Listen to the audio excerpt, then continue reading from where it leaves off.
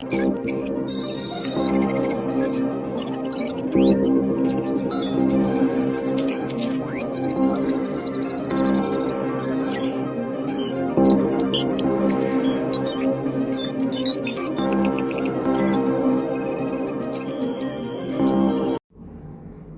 sa mga unang kagamitan, mula sa bato at kahoy na ginamit ng ating mga ninuno, ang teknolohiya ay patuloy na nag-a-advance hanggang sa mga makabagong gadgets at digital innovations ngayon.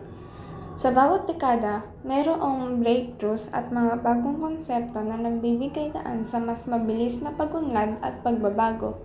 Halimbawa noong 20th century, ang pag-usbong ng elektronika at computer technology ay nagbubukas ng pintuan ng mas malawak na automation at digitalization, habang ang kasalukuyan ay nagsulong ng artificial intelligence na nagbibigay daan na mas malawak na paggamit ng teknolohiya.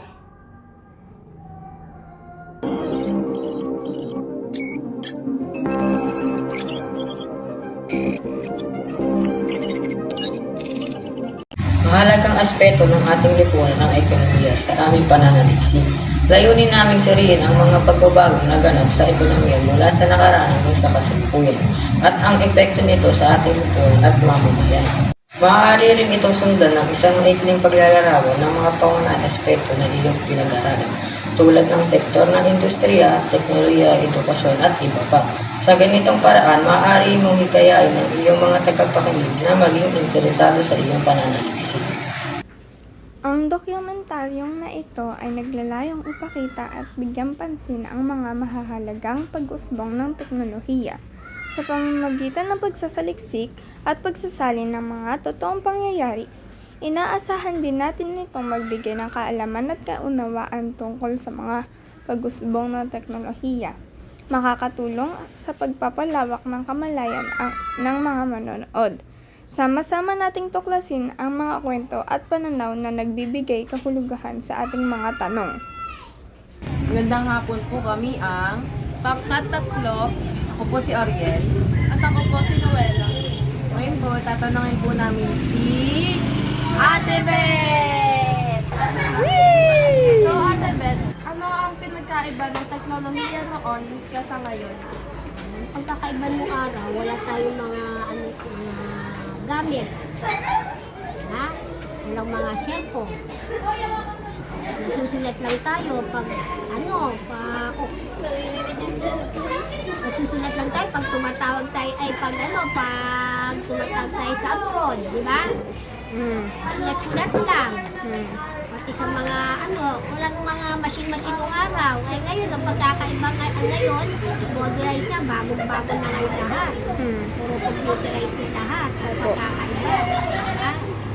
Bagong-bago na lahat tayo ngayon. Mga gamit. Nakakatawag na tayo sa ibang bansa. Text-text lang, pwede na. Nakakarating na po.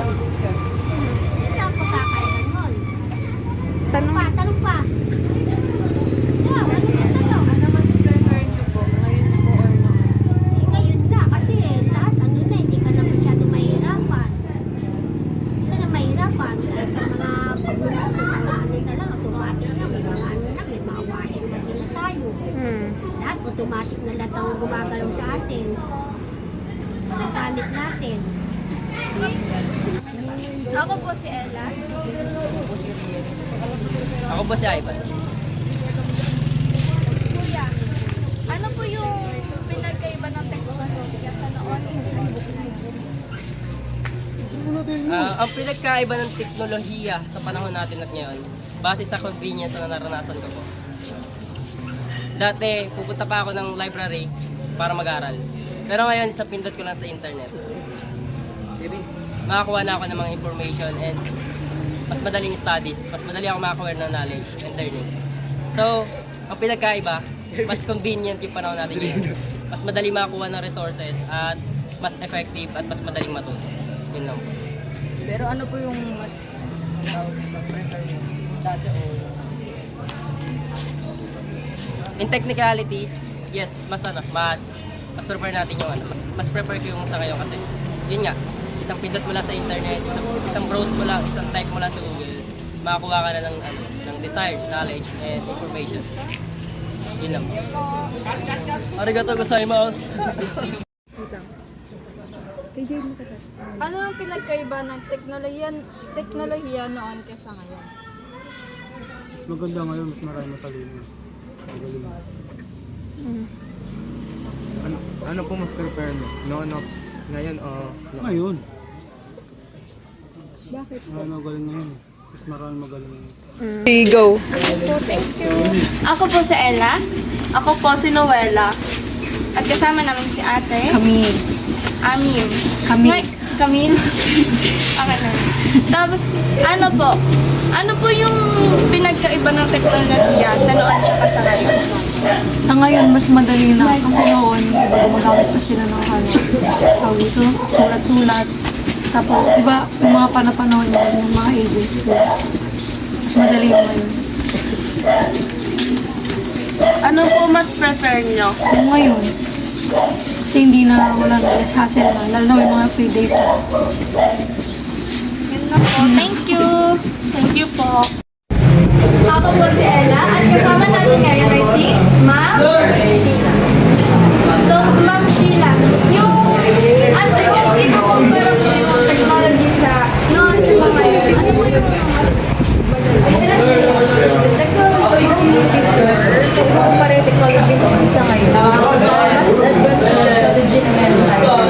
Like for example, yung cellphones kasi more on keypad lang. Keypad yung before na cellphone eh. As in, walang touchscreen, gano'n.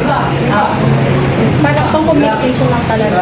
Pero now, yung cellphone natin, as you can see, puro touchscreen. Parang hindi namin gumagamit ng keypad. Kapag hindi ako ano yung technology na mas prepare ko, yung technology ba noon kasi sa ngayon, mas prepare ko syempre yung ngayon. Kasi kung dati, it's of communication ang ginagamit ko ng cellphone.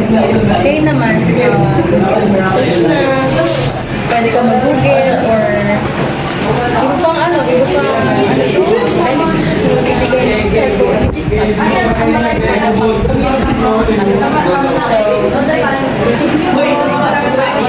you.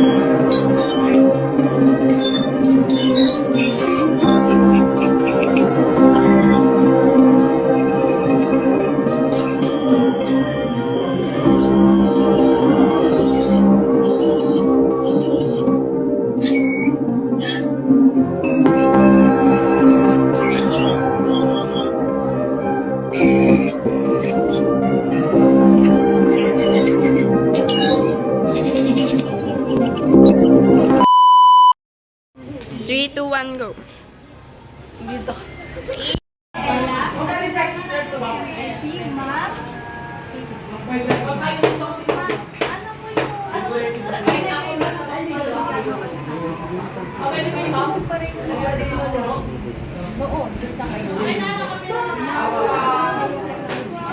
Like for example, yung mga cellphones na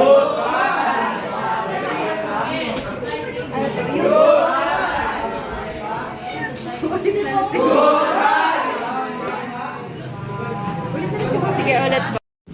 Mas maganda ngayon. Wait lang po, kuya.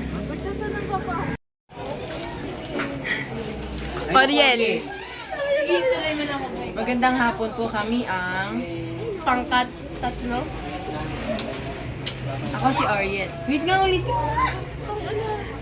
Ulitin mo na nga yan. Play.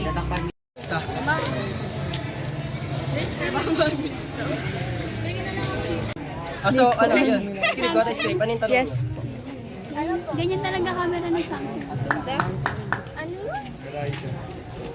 O, sige.